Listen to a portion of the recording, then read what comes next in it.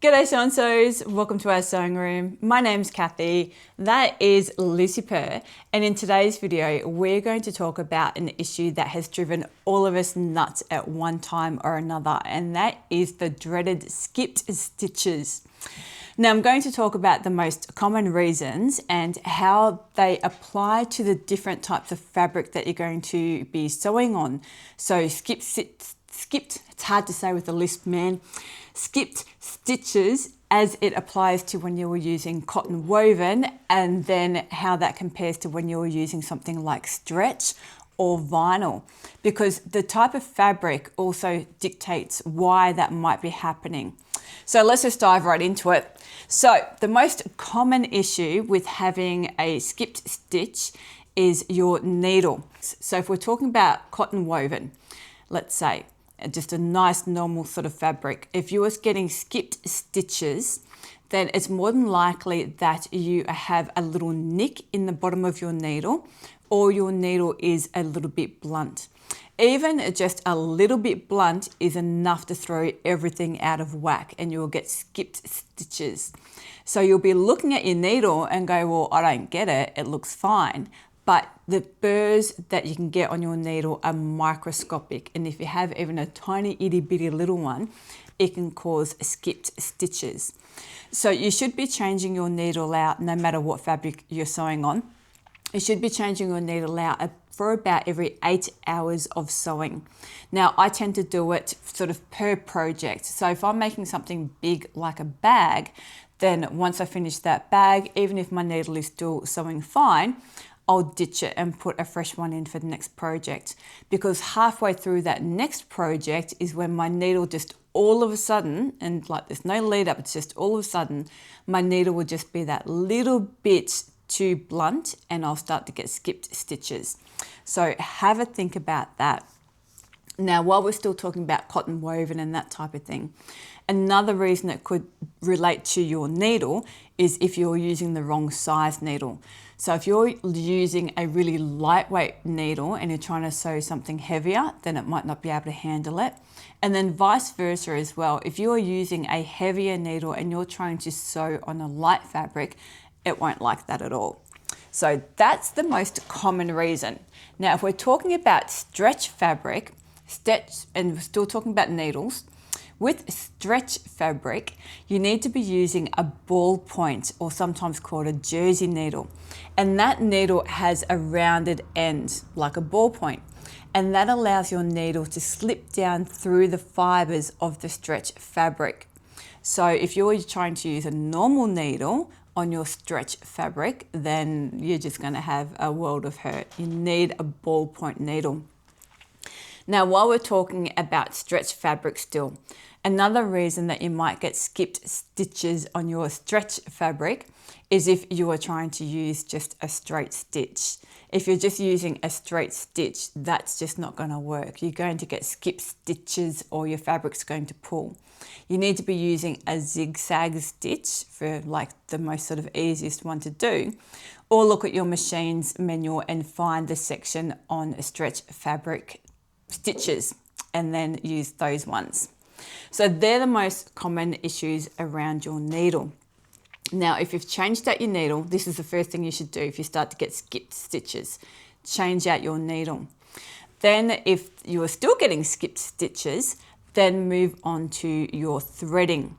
So I actually do have a video on, tips on how to thread your machine correctly. Because even if you're following it, how the diagram says in your manual, if you're not doing things like having your presser foot up and winding your flywheel or the side wheel, some people call it a different thing, the wheel on the side of your machine, you need to only wind that forward and not back. If you start to wind it backwards, especially while you're threading, then it can cause a whole heap of trouble as well. So it's really important. So make sure that, if you're unsure, have a look at that other video. Okay, so let's say you've changed your needle and you've watched that video on how to thread your machine properly, and you're positive that you've got it threaded right and it's still skipping stitches. Now we need to look at the machine itself. When was the last time that you cleaned out that bobbin case or anything else? So take your bobbin out even take the case out, read your manual on how to do that, and then you can give that a really good clean in there. Now, don't use canned air. I know there's people, like I said online all the time, where people are like, I've been using canned air for 20 years. Well, you know, that's great, but you've probably blown a lot of gunk up into your machine and it's probably not running quite as well as what it could. So when you use canned air to clean your machine, you are just blowing all the dust and crap back up into your machine. And inside your machine, there is gears with grease. And that grease helps the gears turn smoothly, and so your machine works nicely. When you blow all that dust and lint and icky stuff up into the machine, it gets in the grease. And once it's in there, that's it. You need to pull it apart and clean all the grease out and then re-grease it. So always suck, don't blow. Okay, so you want to suck all that dust and dirt out of there, or use a brush rather than blowing it all back in there.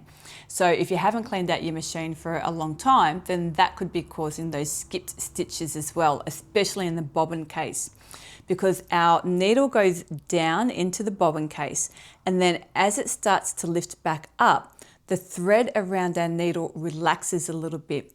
The bobbin comes around and catches that thread. So if there's a lot of gunk in there, then that's stopping your bobbin coming up and catching that thread smoothly, then you will get a skipped stitch. Now that sort of leads on to the next couple of issues as well. So when we are sewing along and we go over a seam or any kind of bump or hump in our fabric, then that can cause some skip stitches. So for me, being a bag maker, I often sew over a connector tab. So I'll be sewing flat and then I'll get to the connector tab and I'll put a hump jump. Where is one? One of these guys. So I'll put a hump jump in behind the needle, the presser foot, so that it lifts the presser foot up a little bit and then it can go over that high bit. And then I'll take my hump jump and put under the front of the presser foot as it comes back down. But it's usually that coming back down that causes the problem. So, and this leads on to the next bit as well. So when your presser foot comes back down, your needle is a lot higher than your fabric. So as your needle goes down, all the timing is off. It's letting go of that stitch, or that thread is relaxing around the needle a little bit too late for the bobbin to come around and catch it. So you'll get a skipped stitch. So you really want to make sure that you very carefully, when you're going over a hump like that, you're very careful about your hump jump. And what I will do, I will sew along my flat bit, let it go up over and then back down. And if I do get one or two skip stitches here, I then turn my work over and sew it from the other direction. So I've got that double sort of stitch line, but on one side, I might have a skip stitch, so I'm going over it from the other direction. So I know that I've got a really good straight line of good stitches there. Now, the next thing kind of relates to that as well. And this is where we come into sewing with vinyl. So I love sewing with vinyl, being a bag maker, so I sew with it a lot. So the most common issue is when people use the wrong foot. So if you have a look at this foot, see how the bottom of that foot is white and the top of it is yellow.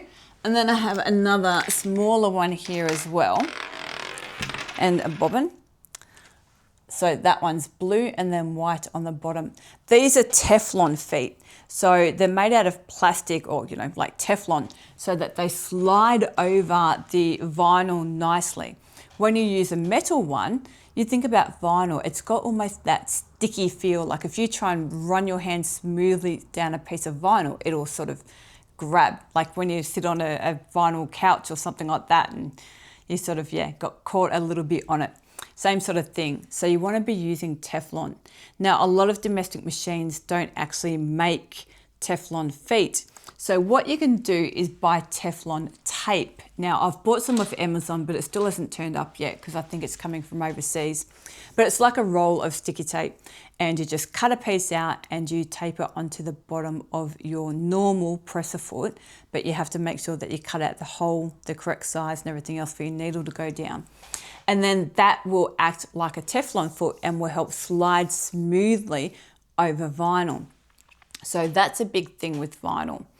And then the other thing is something that is less commonly known and somewhere where people get really stuck, and it's called flagging. So when you're sewing on vinyl, vinyl is a little bit more resistant and has a little bit more friction.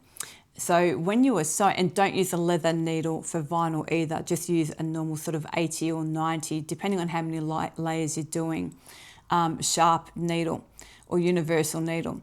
So when that needle punches down through vinyl, that vinyl wants to grab onto your needle and sort of hold it. So the needle's trying to come back out. But what happens sometimes is, and excuse my hand gestures, I'm just trying to explain it the best I can. I just thought about that. So your needle is going to come down and into your vinyl, and your vinyl is going to grab it. And as the needle tries to lift back up and let go, that vinyl wants to come with it because it doesn't want to let go. So that vinyl actually lifts just a little bit up off the bed of the machine. And that can then cause that stitch that we said earlier, how the thread is around the needle and it goes down and it has to loosen up at the right time.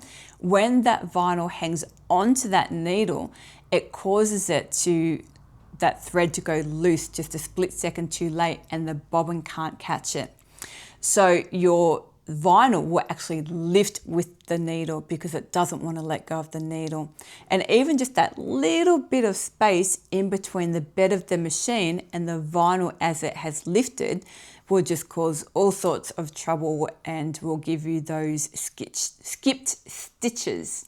And that is called flagging. So how do we fix it? When I'm sewing, if you are a regular viewer of my channel, you'll be surprised that I don't have one right in front of me. You will see that I use one of these guys a lot. It's called a little purple thing, T-H-A-N-G, even though this one's blue. They come in all colors. And you'll see me at the sewing machine sewing with this all the time, either holding my fabric or directing it so that I don't get my fingers anywhere near the needle. But something else that you'll see me do that I might not have explained is holding the fabric in front of the presser foot as I sew. So what I'm doing is actually just sort of holding that vinyl down a little bit, just putting a little bit of pressure on the front of that vinyl. So something else that you can do if it's happening like all the time, make sure that your presser foot tension is down. So you'll have like a knob on the top of your sewing machine and you twist it to lessen the pressure of your presser foot and tighten it to make your presser foot press down harder and get to the bed of the machine. So that's the first thing that you should check to make sure that that's not too loose. And it's not something that you should really mess with a whole lot. I don't think I've ever messed with it on my industrial machine at all. So that's sort of a less common thing. But what you can do is hold down that fabric in front of the presser foot as you go, or if it's still happening, use a plastic stiletto, not a metal one, and certainly not your finger. I'm not your real mum, but do as I say. Do not put your fingers anywhere near that needle or that presser foot. You can use one of these and hold down the front of your presser foot as you sew over those tricky bits where you might be getting those skipped stitches. And that will hold the front of the presser foot down a little bit firmer on top of the vinyl, so the vinyl is less likely to lift, and so you don't get those skipped stitches. Okay, I think the only other thing that I can think of that you should be checking is the quality of your thread when you are sewing. So if you are using poor quality thread, then that will cause trouble. It will just cause skip stitches. It will just cause everything. It will cause your machine to jam up. And just cause a world of hurt, and it's just not worth it. So I see a lot of people on sewing pages all the time say, what else can I use apart from Gutermann or any of the other sort of top quality threads? And I mean, if you want to use cheap thread, then more power to you, but you are going to be troubleshooting constantly. And when you work out how much time and energy and money you spend throwing out fabric because you've messed up a project, because you've used cheap thread, it's actually much better just to buy the better quality thread. Just wait for it to go on sale. Buy it, as much as you can while it's on sale, and you're going to end up paying around the same price anyway. And always be careful about, and I know people say, I've been doing it for 20 years, again, more power to you, but I would recommend always that you use the same thread in your top as in your bottom. So if you start using different weight thread or different quality thread or a polyester up here and a cotton down here, then yeah, everything gets messed up, timing gets messed up, they don't like each other, don't want to be friends, and it just doesn't all hook together to make a nice stitch. Okay guys, that is it for me for today. Hope you have a good weekend and I will see you next week. Okay, have a good one, and remember, until next time, it's only fabric, we can always buy more. Catch ya.